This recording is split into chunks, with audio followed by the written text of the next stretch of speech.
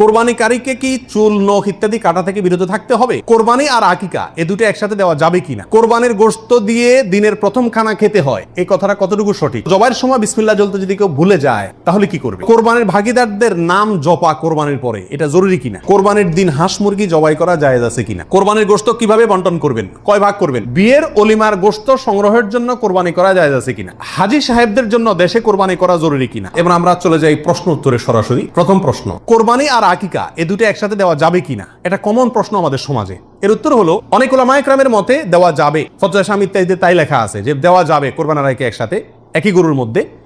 আর অনেক উলামায়ে কেরামের মধ্যে দেওয়া যাবে না।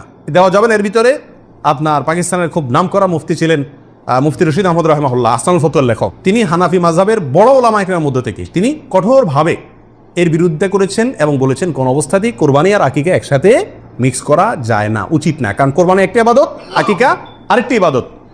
আর তাছাড়া গরু এক অংশে একাধিক ব্যক্তি দিতে পারবে, এটা কোরবানির ক্ষেত্রে নবী সাল্লাল্লাহু আলাইহি ওয়াসাল্লাম বলছেন, আকিকার ক্ষেত্রে বলেন নাই। সেজন্য কোরবানি এবং আকিকা পৃথক হওয়া উচিত। একই দিনে হতে পারে কিন্তু গরুর অংশে কোরবানির না, এই আকিকার কারণ নামের অংশ থাকা উচিত না। এই মতটা বেশি শক্তিশালী এবং বেশি সতর্কতামূলক। জবাইয়ের সময় বিসমিল্লাহ বলতে যদি কেউ ভুলে যায় তাহলে কি করবে? এর উত্তর হলো নিজের পশু তো নিজে জবাই করা উত্তম। যারা প্রফেশনাল জবাই করেন মৌলভী সাহেবরা, তারা তো ভুলের কথা না, কারণ তাদের অভ্যাসই আছে। নিজেটা নিজে করতে গেলে ডরে ভয়ে ভুলেও যেতে পারে। যদি কেউ ভুলে যান, ভয়ের কোনো কারণ নাই।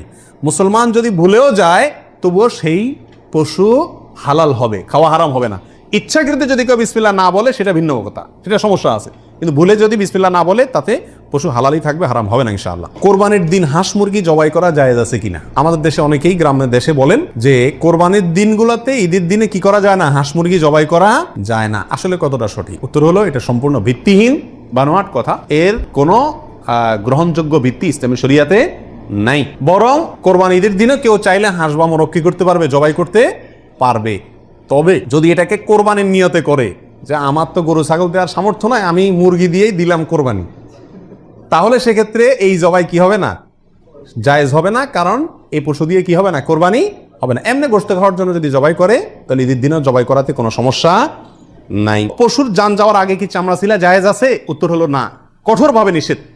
আমাদের দেশে কসাইরা এবং যারা চামড়া ছিলে নিজেরা অনেক সময় দেখা যায় জান এখনো পুরো বাইর হয় না, রু বাইর হয় না, তার আগেই ওই পায়ের রগ কাটা শুরু করে, চামড়া ছিলা শুরু করে, পুরো নাড়াচাড়া করে। এটা জায়েজ নাই, এটা গুনাহের কাজ। আপনি কোরবানি করছেন ইবাদত, অথচ গুনাহ হচ্ছে সাথে।